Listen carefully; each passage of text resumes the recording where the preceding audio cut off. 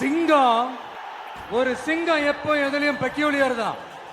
ஒரு முறை சிங்கம் கரிசிச்சதுன்னா அந்த சவுண்ட்ல ஒரு 8 கிலோமீட்டருக்கு சும்மா அதிரும், எல்லா திசைகளும் அதிரும். அப்படிப்பட்ட அந்த சிங்கம் வேட்டைக்கு மட்டும்தான் வெளியில வரும், வேடிக்கை பார்க்கறதுக்கெல்லாம் வெளியில வராது. வேட்டையில கூட உயிரோடு இருக்கிற மிருகங்களை தான் வேட்டையாடும். அதுலயும் பெரும்பாலும் தன்னை விட பெரிய சைஸ் உள்ள மிருகங்களை தான் குறி வச்சு தாக்கும், ஜெயிக்கும். எவ்வளவு பசியில் இருந்தாலும் உயிர் இல்லாததை, கெட்டு போனதை தொட்டு கூட பார்க்காது. அப்படிப்பட்ட அந்த சிங்கம் அவ்வளவு ஈஸியா எதையும் தொடாது, தொட்டா விடாது.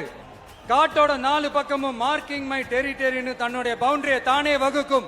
அப்படிதான் அந்த காட்டையே தன்னோட கண்ட்ரோல்ல வச்சிருக்கும். சிங்கத்துக்கு கூட்டத்தோட இருக்கிறதுக்கும் தெரியும், தனியா இருக்கிறதுக்கும் தெரியும். அப்படியே தனியா வரணும்னு நினைச்சாலும் அஞ்சாம அலட்டிக்காம சும்மா கெத்தா தனியா வந்து அத்தனை பேருக்கும் தண்ணி காட்டும்.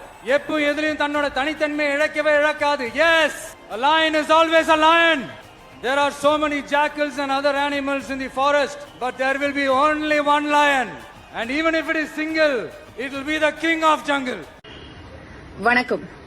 ஒரு காட்டுல ஒரு சிங்கம் ஒண்ணு இருந்துச்சா. அந்த சிங்கத்துக்கு திடீர்னு ஒரு அகம்பாவம் ஒண்ணு பிடிச்சிக்கிச்சான்.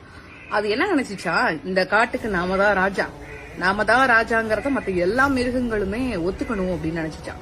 முதல்ல ஒரு எலியை கூப்பிட்டு கேட்டுச்சான், எலி இங்க வா, யார் இந்த காட்டுக்கு ராஜா அப்படின்னு. எலி பயந்து நடுங்கி, தலைவா நீ தான் காட்டுக்கு ராஜா அப்படின்னுச்சான்.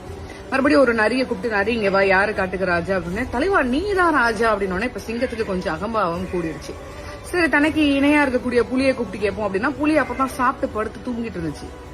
எழுப்பி யாரு காட்டுக்கு ராஜா அப்படின்னு. இப்ப நானே இப்பதான்ப்பா சாப்பிட்டு தூங்குறேன், நான் சண்டை போற மூட்ல எல்லாம் இல்ல, நீ தான் காட்டுக்கு ராஜா அப்படின்றது. இப்ப சிங்கத்துக்கு இன்னும் அகம்பாவம் அதிகமாச்சு. கடைசியா அந்த சிங்கம் வந்துட்டு ஒரு யானை கிட்ட போய் கேட்டுச்சான். ஒரு யானை கிட்ட போய் நின்னு யாரு காட்டுக்கு ராஜா அப்படின்னு.